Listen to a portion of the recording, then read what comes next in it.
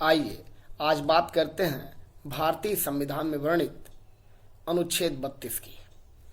भारतीय संविधान निर्माता केवल नागरिकों को मौलिक अधिकार प्रदान नहीं करना चाहते थे, बल्कि वे यह भी चाहते थे कि विशेष परिस्थितियों में यदि किसी व्यक्ति के नागरिक अधिकारों का उल्लंघन होता है तो वह किसी संस्था के पास जाकर के अपनी शिकायत दर्ज करा करके अपने मौलिक अधिकारों की प्रत्याभूति को पुनः सुनिश्चित कर सकता है। अर्थात मौलिक अधिकारों का उल्लंघन होने पर व्यक्ति को आवेदन करके मौलिक अधिकारों को पुनः प्राप्त करने का अधिकार होगा। भारतीय संविधान के अनुच्छेद 32(1) के अनुसार भारत के सर्वोच्च न्यायालय को इस बात के लिए अधिकृत किया गया है कि कोई भी व्यक्ति जिसके मौलिक अधिकारों का उल्लंघन हो रहा है वह सीधे उसे आवेदन दे करके अपने मौलिक अधिकारों को पुनः प्राप्त करा सकता है या पुनः प्राप्त कर सकता है। भारतीय संविधान में यह अधिकार इतना महत्वपूर्ण है कि जब डॉक्टर अंबेडकर से पूछा गया कि भारतीय संविधान के 395 अनुच्छेदों में से सबसे महत्वपूर्ण अनुच्छेद कौन सा है, तो उन्होंने इसी अनुच्छेद का नाम लिया था और कहा था कि यह संविधान की आत्मा है, क्योंकि हम संविधान के माध्यम से जिन नागरिक संस्थाओं या जिन संवैधानिक संस्थाओं की स्थापना कर रहे हैं, नागरिकों को जिन अधिकारों की प्रत्याभूति को सुनिश्चित कर रहे हैं, उन अधिकारों को प्राप्त करने या उन अधिकारों की क्रियान्विति को सुनिश्चित बनाने वाली किसी भी व्यवस्था के अभाव में संविधान और संवैधानिक व्यवस्था बेकार हो जाएगी, बेमानी हो जाएगी। इसीलिए उन्होंने इस अनुच्छेद 32 को संविधान की आत्मा कहा था। भारतीय संविधान के अनुच्छेद 32(2) के द्वारा भारत के उच्चतम न्यायालय को यह अधिकार है कि वह नागरिकों के मौलिक अधिकारों की क्रियान्वित को सुनिश्चित बनाने के लिए, नागरिकों को मौलिक अधिकार प्राप्त कराने के लिए तो विभिन्न प्रकार के आदेश निर्देश या रिट, जिसमें 5 प्रकार की रिट शामिल है: बंदी प्रत्यक्षीकरण, प्रतिषेध, परमादेश, अधिकार परीक्षा और उत्प्रेषण, इनमें से किसी को भी आवश्यकता के अनुसार और परिस्थितियों को देखते हुए जारी कर सकता है। संविधान के अनुच्छेद 32(3) में यह कहा गया है कि संसद को यह अधिकार है कि वह भारत के उच्च न्यायालयों को या अधीनस्थ न्यायालयों को अपनी अपनी सीमाओं के भीतर मौलिक अधिकारों की क्रियान्विति को सुनिश्चित करने के लिए आवश्यक आदेश निर्देश या रिटें जारी कर सकता है। भारत में मौलिक अधिकारों की क्रियान्वित को सुनिश्चित बनाने के लिए यह जो संवैधानिक प्रावधान किया गया है वह ब्रिटेन के कॉमन लॉ की अभिव्यक्ति है। ब्रिटिश संवैधानिक व्यवस्था में राजा को विशेष परिस्थितियों में नागरिकों के अधिकारों को सुनिश्चित करने के लिए कतिपय आदेश निर्देश जारी करने का अधिकार था और उन्हीं अधिकारों को देखते हुए भारतीय संविधान निर्माताओं ने सर्वोच्च न्यायालय को संविधान का संरक्षक होने के नाते उसे मौलिक अधिकारों का भी संरक्षक बना दिया। अनुच्छेद 32 यह बताता है कि भारतीय सर्वोच्च न्यायालय नागरिकों के मौलिक अधिकारों का संरक्षक है और उसे अपने इस गुरुतर दायित्व का निर्वहन करते हुए 5 प्रकार की रिटें, बंदी प्रत्यक्षीकरण, प्रतिषेध, उत्प्रेषण, अधिकार परीक्षा आदि जारी करने का अधिकार है। भारतीय संवैधानिक व्यवस्था में अनुच्छेद 32 के तहत भारत के सर्वोच्च न्यायालय को और अनुच्छेद 226 के अंतर्गत जितने भी उच्च न्यायालय हैं उन सभी को मौलिक अधिकारों के क्रियान्वित को सुनिश्चित करने के लिए कतिपय आदेश निर्देश या रिटें जारी करने का अधिकार है। लेकिन अनुच्छेद 32 के अंतर्गत सर्वोच्च न्यायालय को मिले अधिकार और अनुच्छेद 226 के अंतर्गत उच्च न्यायालय को मिले अधिकारों में 2 अंतर है। पहला अंतर यह है कि अनुच्छेद 32 के तहत कोई भी नागरिक भारत के सर्वोच्च न्यायालय में अपील केवल तभी कर सकता है जब उसके मौलिक अधिकारों का उल्लंघन हुआ है।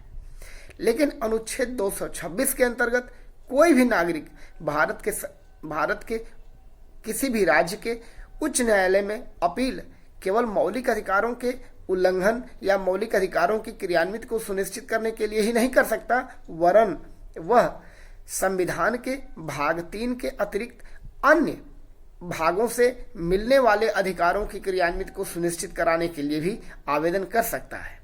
तात्पर्य यह है कि अनुच्छेद 32 के अंतर्गत सर्वोच्च न्यायालय में अपील केवल और केवल मौलिक अधिकारों के उल्लंघन पर होगी, जबकि उच्च न्यायालयों में अपील मौलिक अधिकारों के अतिरिक्त अन्य संवैधानिक अधिकारों के लिए भी की जा सकती है। उनका वर्णन मूल अधिकारों वाले अध्याय में हुआ हो या न हो। जैसे अनुच्छेद 301 और 302 के अंतर्गत भारतीय नागरिकों को व्यापार करने के लिए कतिपय स्वतंत्रताएं मिली हुई हैं कि वे एक राज्य से दूसरे राज्य में अपने व्यापारिक सामानों की आवाजाही को सुनिश्चित कर सकते हैं या अपने सामानों की बिक्री कर सकते हैं। लेकिन यदि कोई राज्य इस पर कतिपय प्रतिबंध लगाता है तो इससे मौलिक अधिकारों का उल्लंघन नहीं हुआ, क्योंकि वह अनुच्छेद 301 या 302 के अंतर्गत आता है। यदि कोई नागरिक 301 और 302 के उल्लंघन का हवाला देकर अपने अधिकारों की या अपनी स्वतंत्रताओं की रक्षा चाहता है तो उसे उस राज्य के उच्च न्यायालय में ले जाना होगा और उच्च न्यायालय उसे इस मामले में उचित कार्रवाई के साथ न्याय सुनिश्चित करेगा। जो दूसरा अंतर है अनुच्छेद 32 और 226 का, वह यह है कि सर्वोच्च न्यायालय को जो आदेश निर्देश या रिटें जारी करने का अधिकार अनुच्छेद 32 के तहत मिला हुआ है वह पूरे भारत के संदर्भ में है, जबकि राज्यों के उच्च न्यायालयों को जो अधिकार मिले हुए हैं अनुच्छेद 226 के अंतर्गत, उसका विस्तार केवल उस राज्य की सीमाओं के अंतर्गत है। वस्तुतः अनुच्छेद 32 और 226 दोनों का उद्देश्य एक ही है, नागरिक स्वतंत्रताओं और उनके अधिकारों की प्रत्याभूति को सुनिश्चित करना। लेकिन अनुच्छेद 32 केवल मौलिक अधिकारों से जुड़ा हुआ है, जबकि अनुच्छेद 226 का विस्तार संविधान के अन्य भागों भाग 3 सहित संविधान के अन्य भागों से मिलने वाले अधिकारों की भी प्रत्याभूति को सुनिश्चित करना है। अनुच्छेद 32 के अंतर्गत पहले जिस व्यक्ति के अधिकारों का उल्लंघन होता था केवल वही वाद दायर करने का या वाद को दाखिल करने का या अपनी बात कहने का अधिकार रखता था। लेकिन अब 1986 के बाद जो हमारी न्यायिक व्यवस्था या न्यायिक प्रक्रियाओं में जो बदलाव हुआ है उसका असर यह हुआ है कि यदि कोई व्यक्ति अपनी बीमारी या बुढ़ापा या शारीरिक असमर्थता या शारीरिक कमजोरी या मानसिक विकलांगता या अन्य अपरिभाषित अक्षमताओं के कारण अपने मौलिक अधिकारों के क्रियान्वित को सुनिश्चित नहीं करा पा रहा है तो उसकी तरफ से कोई अन्य व्यक्ति न्यायालय के संज्ञान में उस व्यक्ति के ऊपर होने वाले या उस व्यक्ति द्वारा मौलिक अधिकारों की प्राप्ति को सुनिश्चित न करा पाने की अक्षमताओं के संदर्भ में न्यायालय से शिकायत कर सकता है। अर्थात यदि कोई व्यक्ति किसी अभाव या अक्षमता के कारण अपने मौलिक अधिकारों के उल्लंघन पर मौन बना रहता है तो उस व्यक्ति की तरफ से समाज का कोई अन्य प्रबुद्ध व्यक्ति या कोई अन्य संस्था अब उस व्यक्ति की ओर से न्यायालय के समक्ष वाद दायर कर सकती है। इसे लोकहितवाद या जनहित याचिका कहा जाता है। अब संवैधानिक व्यवस्था में हुए इस बदलाव ने भारतीय न्यायिक व्यवस्था के चरित्र को पूरी तरह बदल कर रख दिया है। अब कोई भी व्यक्ति यदि समाज के प्रति जागरूक है तो समाज के अन्य व्यक्तियों के मौलिक अधिकारों के हो रहे उल्लंघन के प्रति वह आवाज उठा सकता है और न्यायालय के संज्ञान में इस प्रकरण को ला सकता है। यहीं से जनहित याचिकाओं के एक नए युग की शुरुआत होती है और इसका प्रारंभ 1986 में जस्टिस PN भगवती जी के द्वारा किया जाता है।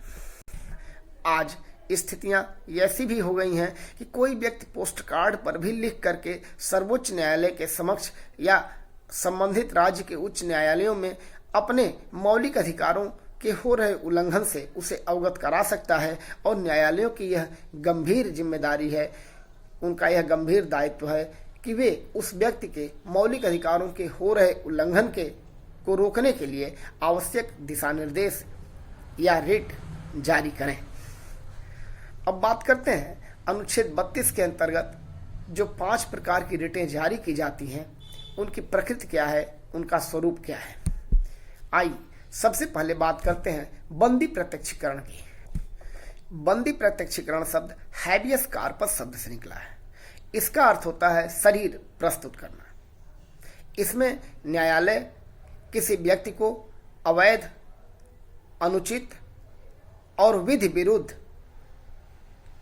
अभिरक्षा या जेल में रखे जाने के कारणों की पड़ताल करते हैं, और यदि उसे अभिरक्षा में रखे जाने के कारण तर्कसंगत नहीं लगते या अन्यायपूर्ण लगते हैं या अनुचित और विधि विरुद्ध लगते हैं, तो न्यायालय ऐसे व्यक्तियों को रिहा कर सकता है उन्हें, और इस प्रकार उनके शारीरिक स्वतंत्रता की रक्षा करता है। बंदी प्रत्यक्षीकरण सामान्य व्यक्तियों के विरुद्ध और सरकारी कर्मचारियों के विरुद्ध, दोनों के विरुद्ध जारी किया जा सकता है। बंदी प्रत्यक्षीकरण गैर कानूनी ढंग से व्यक्तियों को की शारीरिक स्वतंत्रता को रोकने के प्रयासों के विरुद्ध एक संवैधानिक संरक्षण प्रदान करता है। लेकिन बंदी प्रत्यक्षीकरण 3 दशाओं में जारी नहीं किया जा सकता। 1, यदि किसी व्यक्ति को न्यायालय ने दंडित किया हो और उसे जेल में डाला हो, तो ऐसे व्यक्तियों के लिए बंदी प्रत्यक्षीकरण की याचिका दायर नहीं की जा सकती। दूसरा, यदि किसी व्यक्ति को विधानमंडल ने अवमानना की सजा देते हुए अभिरक्षा में डाला है, तो ऐसे व्यक्तियों के विरुद्ध भी बंदी प्रत्यक्षीकरण की याचिका दायर नहीं की जा सकती। तीसरा, बंदी प्रत्यक्षीकरण की याचिका उस समय भी जारी नहीं की जा सकती जब वह न्यायालय के अधिकार क्षेत्र के बाहर हो। जैसे इलाहाबाद हाई कोर्ट मध्य प्रदेश में बंद किसी व्यक्ति के लिए बंदी प्रत्यक्षीकरण की याचिका पर कोई भी सुनवाई नहीं कर सकता। तो इन 3 दशाओं के अतिरिक्त अन्य किसी भी दशा में अनुचित और विधि विरुद्ध तरीके से किसी भी व्यक्ति को बंदी बनाए जाने से रोकने के लिए और उसकी शारीरिक स्वतंत्रता की रक्षा करने के लिए सर्वोच्च न्यायालय या संबंधित राज्य के उच्च न्यायालयों द्वारा बंदी प्रत्यक्षीकरण की याचिका स्वीकार की जा सकती है और तब संबंधी आवश्यक दिशा निर्देश दिए जा सकते हैं।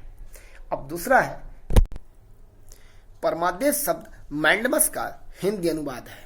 इसका अर्थ है परम आदेश, अर्थात हम आदेश देते हैं और इसे आपको मानना ही पड़ेगा।